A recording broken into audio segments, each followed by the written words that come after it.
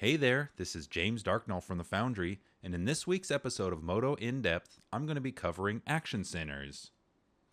Action centers are the definable origin position for modeling and transform actions. So what does that actually mean? This is the location where any transform action you do, whether it be move, rotate, or scale, takes place. And the position that they take place from is very important because you're going to get different results depending on where that position is. Take, for instance, say if I'm rotating this, if I rotate it from the center position, I'm going to get very different results if I'm rotating it from over here. Or say you're moving a point and you have the option of moving it in 3D space, but sometimes you want to move it along the edge that it's laying upon if you want to slide it, so to speak. So action centers let you accomplish tasks like that very easily. Action centers can be found right here in this menu, and there's a variety that you can choose from, as well as some extra settings that I'm going to go over here. And what I'll do is I'll go over each one, what it is, what its keyboard shortcut is, because I really think that using the keyboard shortcuts is the best way to speed up any sort of a workflow. And then I'll be demonstrating what that action center is based on. So the first default Modo action center is none, and that's action centers deactivated effectively. There's no live action center, and that still gives you a result when you're doing that. And what that does is I'm just going to go into my polygon mode here. Now if I select a tool such as the move tool or the rotate or the scale tool, what it's going to do is you see it's positioned the center of this handle at the bounding box center of whatever my selection is, and is oriented the handles themselves relative to the standard X, Y, and Z planes that we have currently active. Now you can also click away from your tool handles. So if I left mouse button click over here, that'll reposition the action center without actually doing a transform action. So I'm able to control the location of my action center very easily doing this. And it is positioning that at the intersection of your screen space, mouse click, and the work plane. So if you're not familiar with what the work plane is, I also have a Modo in-depth video on the work plane that I recommend you can watch. That is the default behavior for the tool handles whenever you're doing any sort of a modeling operation. And I should emphasize here that largely the action centers here are for modeling. You definitely can use a few of them for animation, and I'll demonstrate that later on and explain another concept why action centers aren't great for animating. But right now, let's jump into the action centers. So the first one is automatic, and the keyboard shortcut for that one is Alt-A on your keyboard. And automatic actually works virtually identically to none, where whenever you have a selection here, it's going to center that handle on that selection bounding box volume, and it's going to orient to the XYZ plane. Now the only major difference, or I should say the only difference at all between no action center and the automatic action center is if you're in items mode. So say I want to transform this guy. The transform handle in items mode is always going to be positioned at the center location for the layer. And I can click away from that in automatic and position that someplace else in items mode to move that guy around. However, if I have no action center and I hit move, you see if I left mouse button click elsewhere, it's not moving the handle. So that's actually a handy thing that when you're animating, you don't want to accidentally change the position of your action center. So you can leave that disabled. You can leave action centers disabled altogether, and it'll basically lock that at your center point for your object. Okay, so back to the component mode. And our next action center here is selection. And the keyboard shortcut for that one is Alt-S. So when we get a tool, you can see what it's going to do here is it tries to orient the action center to whatever it is that's selected. So if I grow that selection up, you can see it still centers it on the bounding box volume of that object, but it tries to find a length or something about that object that it can try and align itself with. So right here you can see it's aligning it with the length and the angle of that arm. So no matter what you select, it's going to do that, drop that, select that there. So you can see how it's always going to align itself the best that it can to whatever it thinks is the correct orientation for that position. The next one is selection border, which I don't think has a keyboard shortcut, but this isn't one you use a whole lot. I can shift right bracket there to select that leg. And now if I get a move tool, you can see what it's trying to do is it's trying to orient that at the edge of the selection border that you have here. So if you have this whole leg, if I remove out, you can see that that's dynamic. And that's great for like sort of posing models. That will try and dynamically stay at that border that you have there and align itself to the average of the normals along that border.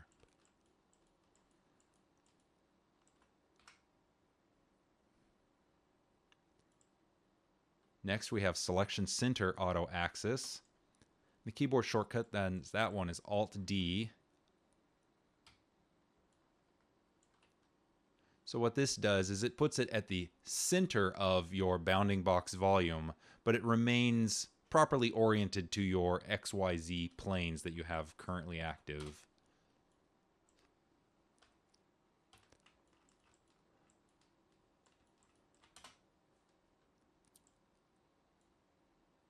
The next one is element, and the keyboard shortcut for that is Alt-Z. And this is one that I use all the time. I think this one is super useful.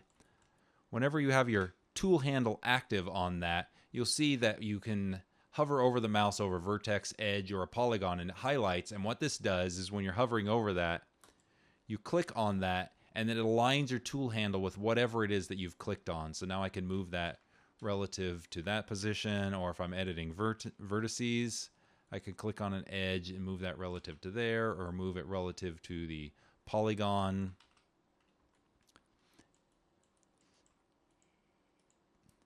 And it's really great to be able to select something and move it relative to another element in your scene very easily by just clicking on it like that. The next one is screen, and that is Alt-F for that one. And what the screen action center does, we'll get a selection here, is it orients whatever you're doing relative to your screen. So when you activate it, it's going to be relative to the XYZ plane, but then you click in your viewport and that aligns that to your camera view there. See, so you can rotate that relative to how you're looking at your scene. So if you wanted to rotate it that way, click there. And then that would rotate that relative to your screen view on that.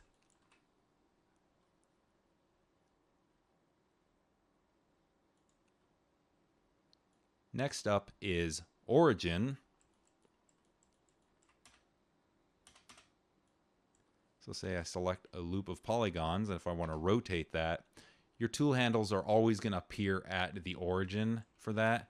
And I find the origin one being super handy if I want to mirror something over halfway so that I have perfect symmetry, that I can just quickly hit the Alt-W key to select the origin action center and then Shift-V to enable the mirror tool and then mirror those really quickly.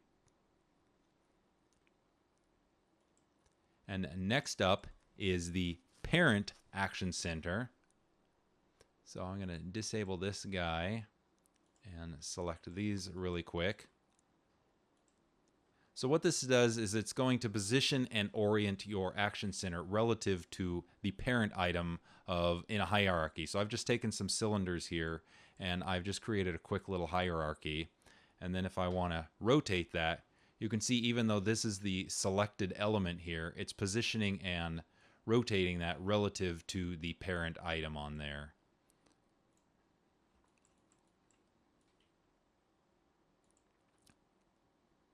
Next up, we have the local action center.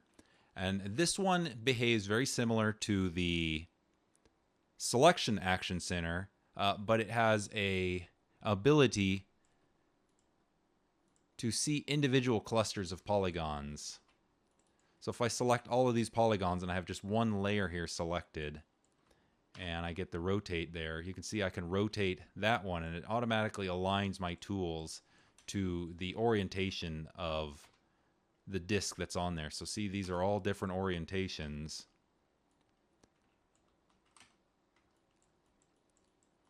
And that's a lot like the selection one, where it's automatically orienting the handle and the tool. But the cool thing about local is individual polygon clusters. If I select all of these and then hit rotate, now when I rotate that, you can see it's rotating all of these guys locally based on their own orientation to the scene.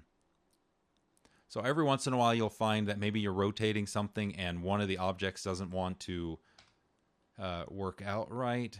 Let's try that.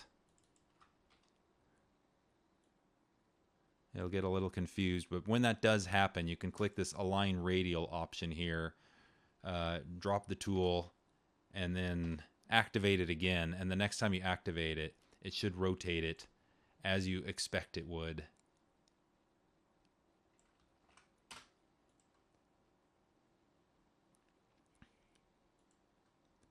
The next one is pivot. So we'll go back to our base mesh here on the pivot of that guy.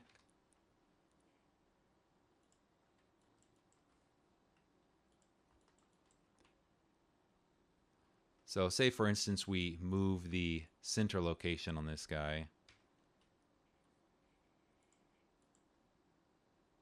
Just move that real quick.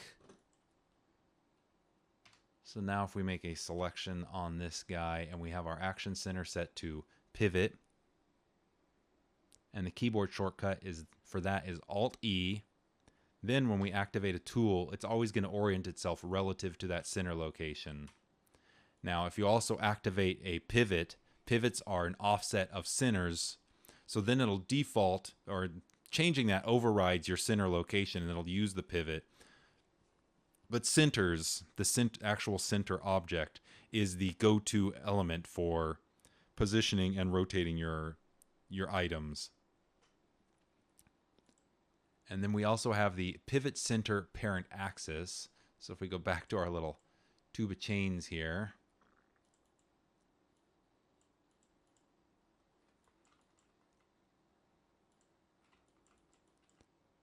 if I rotate all of these guys here really quick in items mode,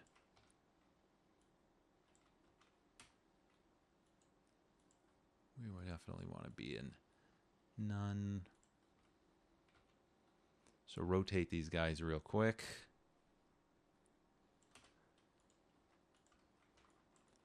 So now we're in the action center for pivot center parent axis. You can see it's positioning at the center for our element for that particular layer, but it's oriented to the parent's item's orientation. So that'll be the case depending on whatever the child item is that's selected. And the keyboard shortcut for that one is Alt-G.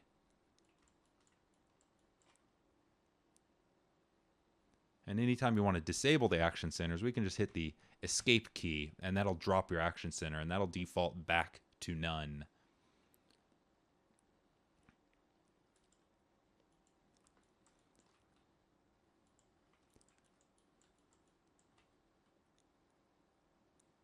So I'm going to take this guy. I'm actually going to freeze his position to move the action center back to the 0 location. So I'm going to be in items mode. So like I was saying before, a lot of these action centers are mostly for modeling operations. You can use them for animation, but they don't quite give you the results that you might expect from doing so. So let me give you a quick example. I'm going to just jump into the setup layout here. So I have a timeline with this guy, and I'm just going to set a quick keyframe here for the position and rotation. I'm going to come out here to say there, and we're going to hit Alt F here, and we're going to rotate this guy. And I'm just going to click there to get my screen orientation, and I'm going to rotate him up here. Now you see I've got this nice arc that I've just set where he was there, and then I rotated him and he was that way. So then you might expect, because of the way that he moved with the action center, that he's actually going to rotate in that way when he animates. But if I drop that now and I play back, you see all of it's done is it's recorded your beginning and your end positions, and it's just interpolating between those two values. It's not taking into account the way that you move that with the action center. So that's why you're better off just using the none action center here, and then just keeping your tool handle at the center location of your object when you're animating.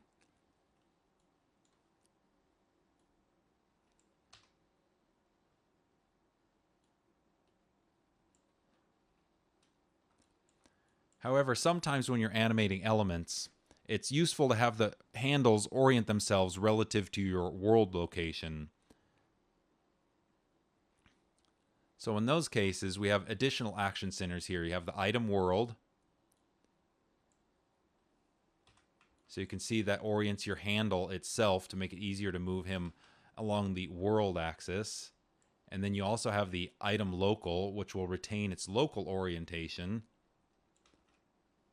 And then you also have item parent. So if it's a parented item, again, like the little tubes,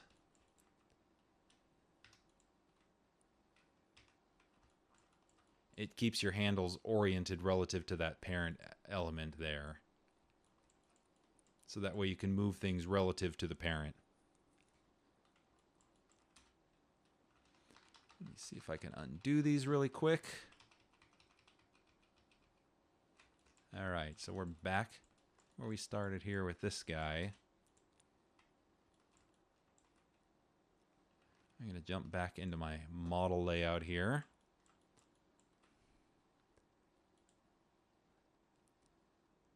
So we also have a couple other settings here. This is the center and the axis.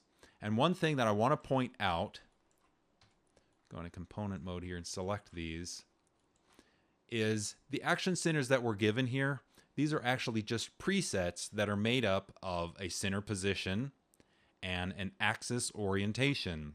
Sometimes you're going to want an action center to act differently than what these presets give you.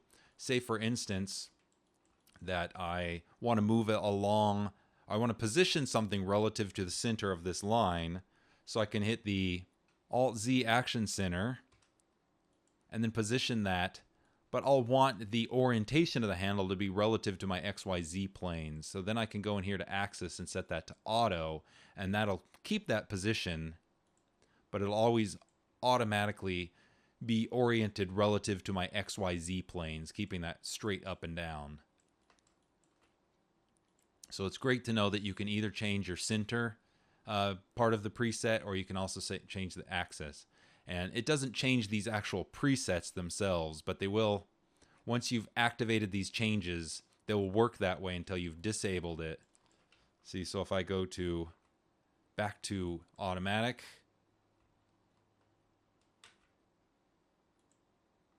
and then I go back to the element, then now the element is orient itself again the same way as it was before.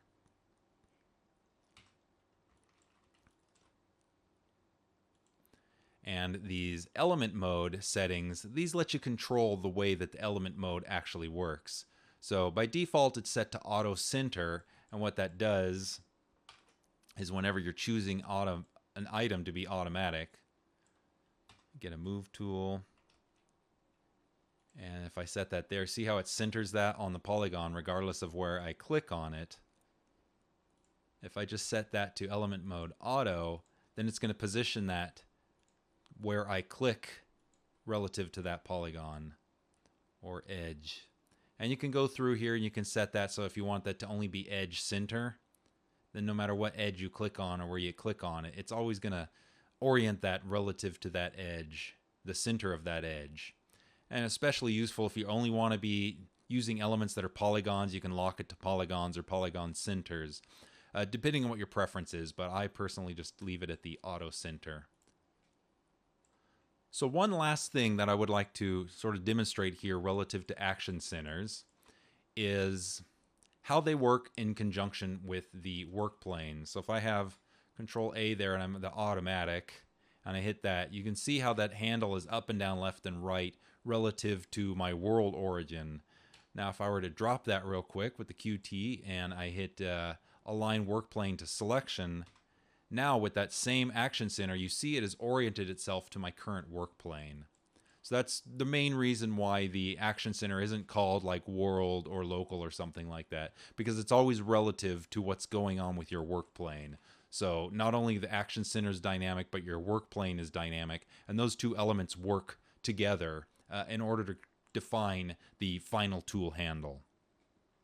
All right, so that should wrap everything up with action centers. I hope you learned a little something with this that's going to improve your workflow, and I want to thank you for watching.